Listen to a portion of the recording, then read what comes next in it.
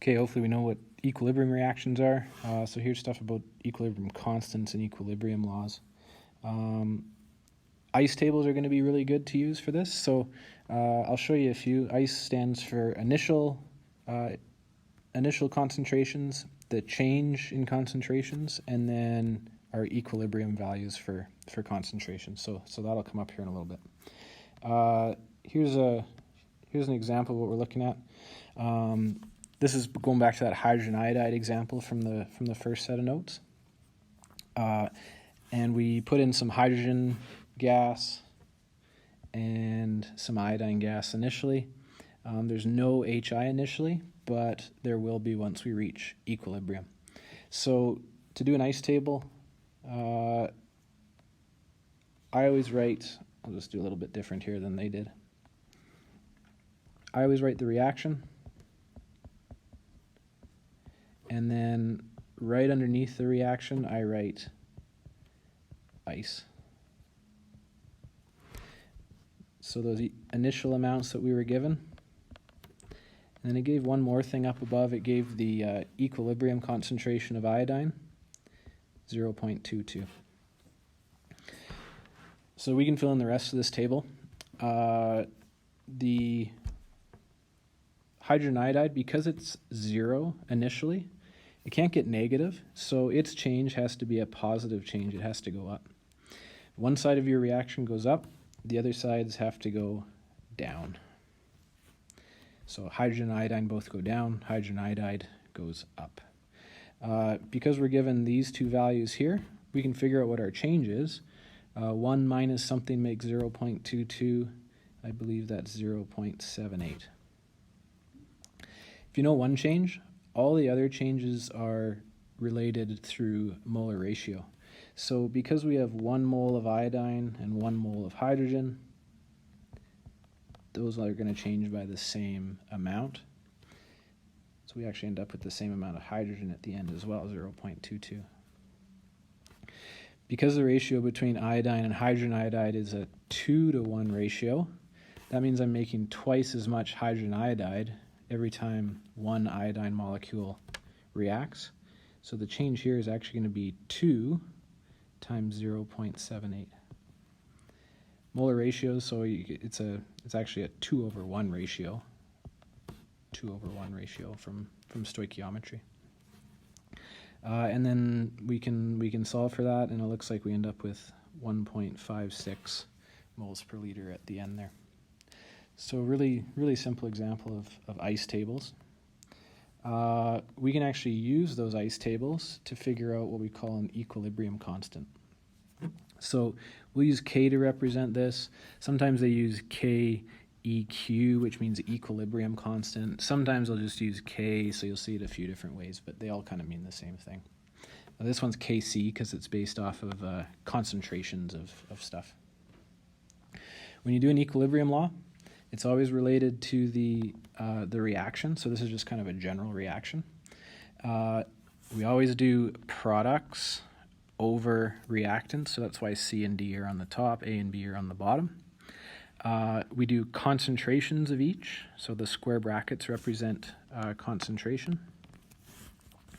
And then the little tiny exponents are the coefficients for each one. So concentration of C to the power of little c.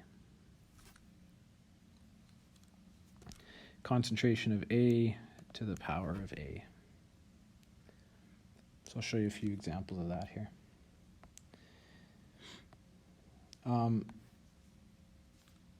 Actually, let's go down here to this next one. So write the equilibrium law expression for a reaction. This has nitrogen monoxide reacting with oxygen gas. So balanced reaction first, nitrogen monoxide plus oxygen gas, number O2. We'll set up an equilibrium and we'll form nitrogen dioxide. Is that balanced?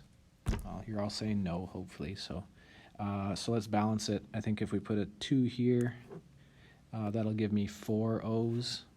And then if we put a 2 here, that evens stuff up.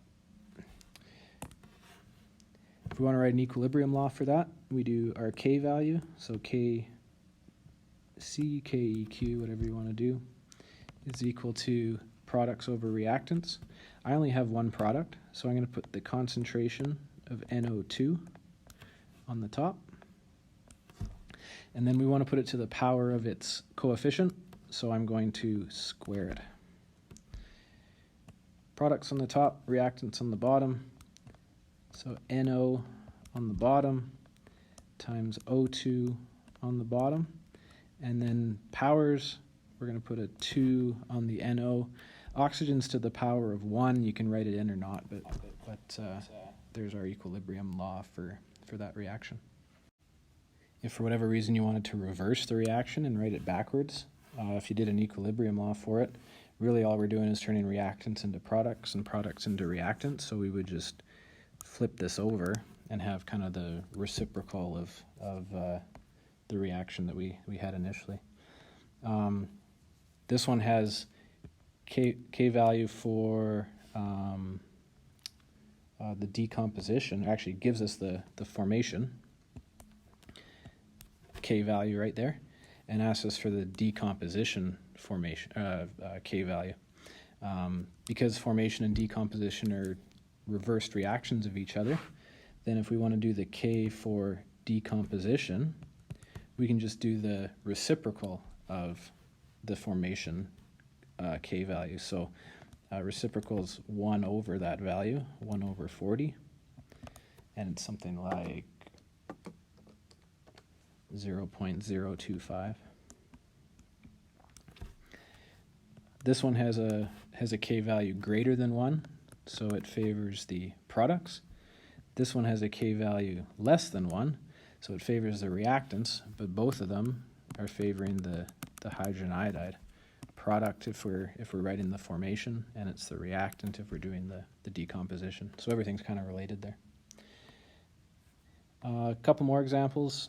One thing you want to do is, because we're talking about concentrations, we'll include gases or aqueous things, because we can talk about concentrations of them, but we actually want to ignore pure substances. So in this reaction, it has solid ammonium chloride, which is a solid. We can't actually talk about the concentration of that, so we ignore it and actually leave it out of our equilibrium law. So all it ends up being is the products, NH3, HCl, over our reactants. There aren't actually any reactants if we ignore that one, so it's just that over 1. So ignore solids, ignore pure liquids, and you should be good to go. So I wrote that here.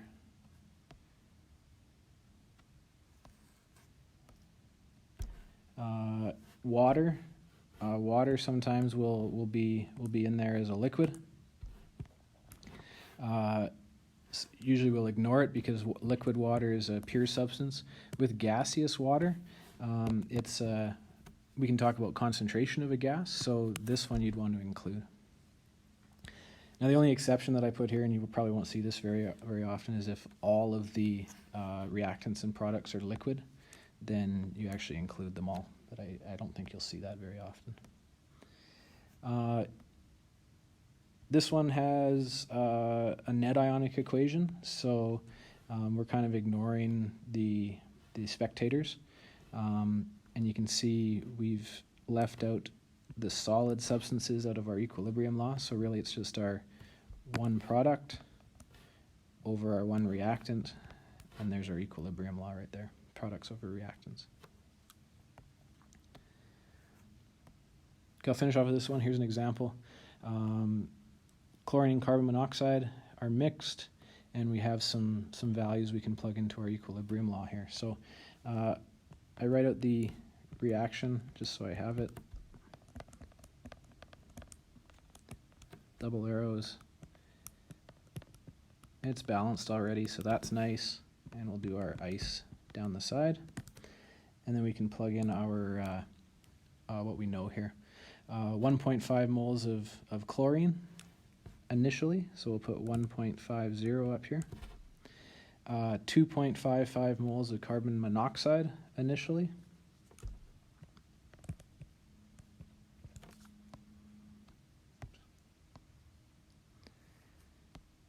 And then it gives us one more value. It says at equilibrium, we have 0.8 of our product. So I'm going to put 0.80 down here. If we fill in the rest of the table, it doesn't say anything about our product initially, so we're going to assume that it's 0. And that means it went up, the change, by 0.80. Because our products went up, that means our reactants went down, and they're all a nice 1 to 1 to 1 ratio, so all of their values for the change are going to be the same. And then it's just some easy math. 1.5 minus 0.8 gives me 0.70, and 2.55 minus 0.8 gives me 1.75, I believe. Last step is just to calculate the K value for this. So we set up an equilibrium law. We put products on top, just our one product, over our reactants. Remember, we use coefficients as exponents or powers, but they're all a 1, so they're all to the power of 1. That's pretty simple. We can plug some equilibrium numbers in, so 0.80 over 1.75 times 0.70, and we can solve for K.